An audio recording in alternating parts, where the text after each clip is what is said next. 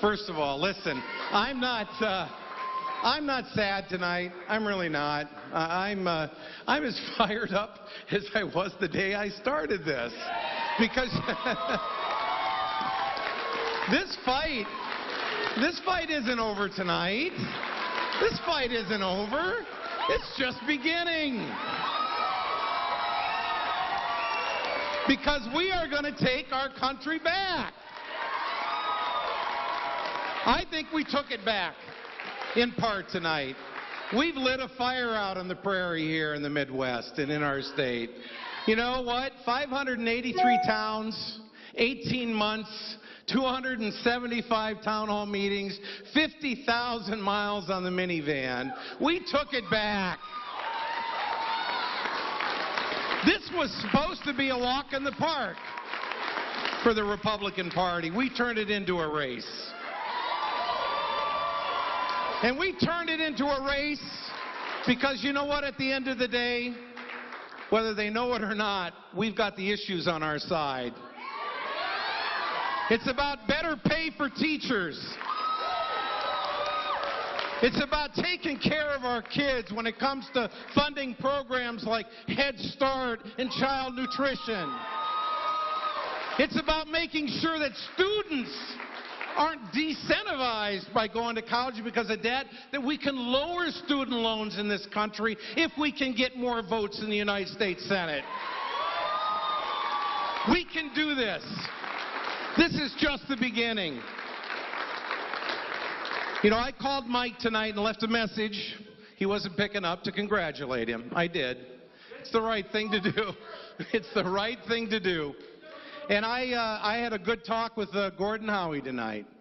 As a matter of fact, we prayed on the phone. Okay? And he wished me well. And I wish Gordon well. Senator Pressler and I have been exchanging calls tonight, so I'm hoping eventually we'll get a chance to talk. But I have to tell you what, I want to share with you what has inspired me, besides what you see standing up here. You know, I was at the Merrick Inn this morning checking out for the third or fourth time, and Christine was at the front desk. Well, we had a conversation a few months ago. She is a single mom with 3 children, working 2 jobs, killing herself. She's completely stressed out. And every time we had a chance to talk, I saw the hope in her eyes for a better life, and I saw the despair in her face, wondering what's to come. And, you know, that's what Take It Back is all about. It's for the Christines. I met a young woman. She had just graduated from college with a journalism degree. Her name was Beth. She lived then at the time in Viborg, and she was working for the Viborg Enterprise. And I know she's since moved over to Beersford, working for a paper over there. But we got to talking about her student loans. She's got like $27,000 in student loans. Doesn't really have a decent car to get around to do her job. And you know what? We could lower loans. We could lower the interest rates on loans in this country if we had enough votes in the United States Senate to do it. And so I look at Beth and I say, that's what this campaign was all about, taking it back for Beth. And we're going to do it at some point.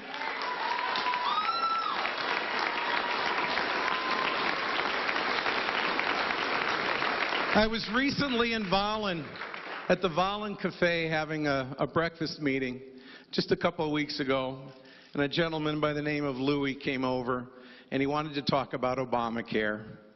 And you know what? You're going to love this story. He says to me, he goes, you know what? Prior to that Obamacare, and he paused. I was waiting for the worst to come from him. He said, I was paying $1,750 a month for my insurance because I had a pre-existing condition.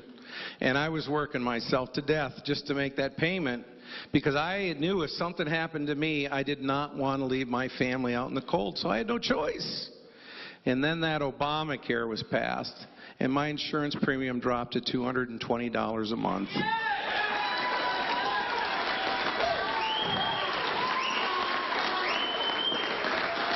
People can get health insurance in this country and not be dinged because they got a pre-existing condition, and we need to give our president credit for that.